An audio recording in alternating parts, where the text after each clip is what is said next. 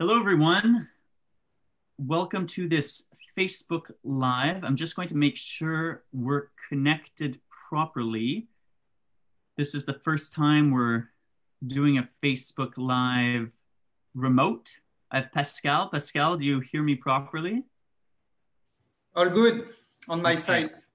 perfect. Let me just make sure that we're coming through on Facebook. Looks like it's working. I'm just going to check on my phone very quickly. If you're watching, just type in the comments or give us a like so I know it is working. This is a test for all of us. It looks like it's working, Pascal. I think Super. right off, everyone. My name is Nicholas Belvam, Head of Marketing at Fintech Cadence. I'm Pascal Van Vinendal. And so today we're kicking back off our weekly programming of FinTech news. We were off last week just trying to figure out everything that's going on in the world, but we're back with our regular programming. Today we're going to be speaking about Borewell, which did a survey across Canada to understand people's reaction financially to this crisis. A list from Forbes where fintechs are offering their services for free or at a discount to help consumers, banks, and businesses. We'll speak about CoBit Credit, a project in the UK using open banking to help with this crisis, and Credijusto in Mexico that just got support from Credit Suisse. So we'll kick it off with this survey from Borewell. So obviously, the world has changed a lot in the last 2 weeks. In Canada, developments are occurring daily, if not hourly. And Borrowell, which is a Canadian fintech that offers loans, credit scoring, and other lending solutions, launched a survey to its customers to be able to figure out and get a pulse of how Canadians how they view the situation from a financial point of view. They had 16,000 people answer their survey. And the numbers are quite striking. 3 in 4 Canadians are experiencing financial stress due to COVID-19, which can be expected. 40% are reporting their biggest financial worry is how to pay for basic necessities. So 40% are worried about having the capability of paying for food or rent. And 30% of respondents saying they're suffering extreme stress from the situation. So it's a difficult situation for many millions across the I thought it was important kicking it off with that, Pascal, just to shed a light on that. Across the board, from banks to businesses, fintechs, are trying to find solutions to this problem. It's important to start by understanding what the problem is to then be able to build solutions. So it's just interesting having those numbers from Borewell put on paper. On the business side, they reported that an average, it's another survey rather, a revenue decline of more than 63% for SMBs. And then we have another stat here, 32% of people have no plan in place if funds were to run out. So obviously there's work to be done. I'm hoping that the fintech community will be able to step up. I know there's already some initiatives going on. The CLA asking for the Canadian government to let technology providers to help Canadians access loans easier than going through the BDC, because I know the BDC is receiving a huge volume of loan requests. But yeah, it's a major problems. But I'm confident that fintechs will be able to find solutions. I don't know if there's anything you wanted to add on that, Pascal. I think yes, the study is very interesting, and especially we know that it's a tough situation and difficult situation for business, for startup, and it's also a difficult situation for any people around the world who are losing their work, and especially for Canadians who are living from paycheck to paycheck. And I'm sure that fintech will have a huge role to play right now and in the future, especially to find solutions to help Canadians and people around the world to save more money, to have an emergency fund, and to invest better their money. Yeah, And yes, I hope that we'll have a brighter future in the next coming weeks. for sure. On that note, so Forbes published a list of fintechs 3 days ago now that are offering services to help consumers, but also businesses deal with this crisis. It started 3 days ago. They had 50 businesses offering essentially promotions or their services for free to people to be able to, manage this crisis. Every day, there's been an addition of 25 startups or companies adding, promotions or the way they're willing to contribute and help out. A really cool list. So now it's over 100 companies. I wanted to bring it to light for any startups in our community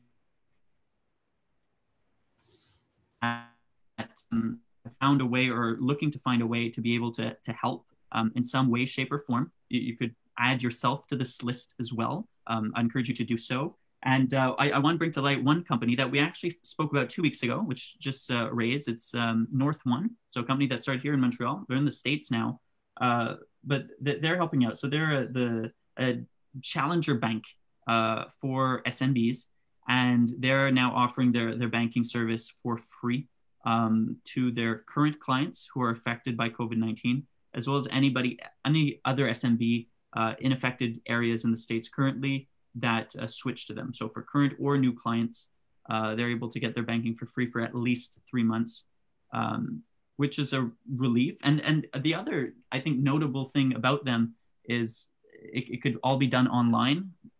Generally, when you have a business account, you have to go in.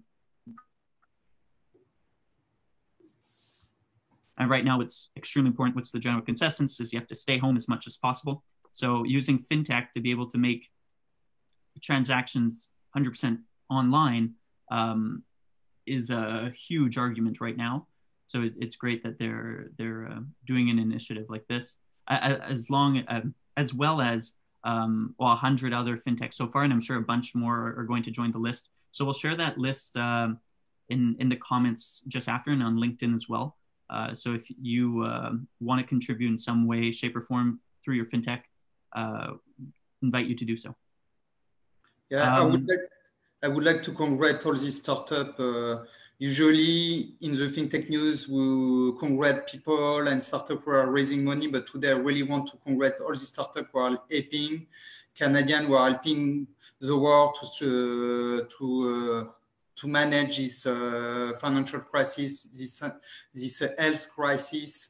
And thank you so much, any one of you who are giving your time and your commitment and your startup in this kind of difficult situation to help people and company to go through this crisis. Absolutely. Speaking about that, there's a new project out of the UK called CoBit Credit. You want to jump into that one, Pascal? Yeah, this is very interesting. It's a couple of developers in fintech who decided to help 5 million of freelancers in UK. As you know, in UK, it's one of the first countries in the world who implement open banking. And they have open banking and they have this solution to be able to have this financial data.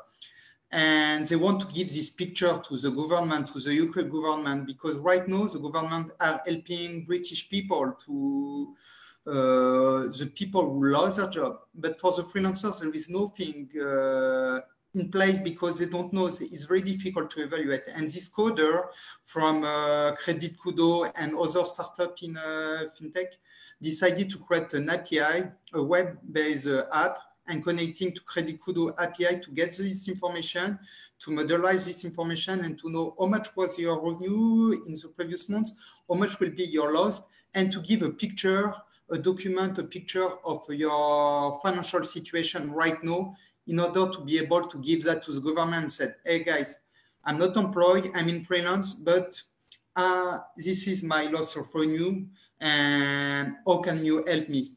And I think it will be very beneficial for the government in UK and or anywhere in the world where some company can implement the same thing. Yeah, 100%, because that's a big gap right now. Who's employed, who is a small business, they're being hit very hard and don't necessarily have all the they don't necessarily fall in a standard category that the government set up within employment insurance, for example, or the social net. So it's using open banking now. It takes its relevance more than ever because you have that information right away. It's proven. You'll reduce fraud, and it makes everything transparent. So you have the right information right away. It's very interesting because some people and some government were wondering why we should push open banking or not. And I think we have really a use case of how open banking can help individual and company and government. Because really will help the UK government to evaluate how many people are impacted for people who are in freelance and small company who are impacted. Yeah, no, and I hope to see here in Canada as well, even though we don't have open banking yet, but innovative solutions like this in a time of crisis. And that's when we see the most innovations, right? Is in these times where people really have no choice but to find solutions. And we're seeing that already in health with the new ventilator options. It's amazing to see the innovation community mobilize itself.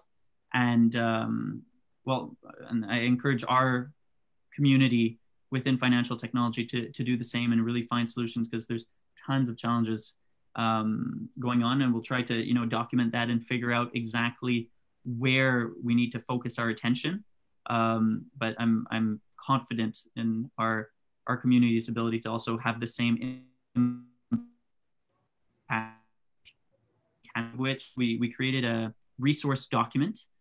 So if you're a fintech entrepreneur and you're looking to figure out resources available for you to stay informed, to stay in the loop with government aid, with new announcements, we'll also put that in the comments just after this. It's the Fintech Cadence resource document, which could be very beneficial. We're updating it live since this situation is evolving so quick, but make sure to check that out. Last thing we'll tackle is in Mexico, Credijusto, correct? Yeah, Credijusto. It's a lending fintech, and they just raised 100 million as a debt by Credit Suisse, and in order to help a small and medium company regarding the financing. It's very difficult in Mexico to get some financing. When you are a small and medium company, you can go to the bank and the bank may ask you up to 10 to 15% interest per year. It's crazy. It's a lot of money, and Mexican government and as well as a lot of Latin American countries are trying to finding way to finance better this small and medium company. And right now with COVID-19, it's even more important. And I'm glad that Credijusto was able to raise 100 million. The deal was signed before COVID-19, but when Credijusto announced that, they said that Credit Suisse, whatever the situation, Credit Suisse wanted to help them, and they understood the challenge, and they said, if it's COVID-19 or not, we'll help you guys in order to help Mexican companies, small and medium company, because we need to help Mexican and Central America regarding financial inclusion, and it starts by the small and medium company. And I'm glad to see big banks that are still backing up fintech. Because there is a lot of hope and there is a lot of possibility, because after the crisis, everything needs to recover and the business needs to run again. Yeah. No, we're at the beginning of this, but already, there is, in all darkness, there is light, as they say. And I hope a lot of people will see the light at the end of the tunnel, and that health-wise and financially, we'll be able to steer through the storm. But Pascal, thank you so much for coming on safe from home, and everybody tuning in also safe from home. Thank you for joining us for this new virtual edition of FinTech News. We're going here. Be back next week again, Tuesday, 3:30 p.m. And now we're going to end this one and we're going to start a new one in French pour les actualités fintech en français. So thanks to everyone for tuning in. Please be safe, stay healthy, stay strong, stay positive, and we'll catch you next week. Take care. Thank you very much.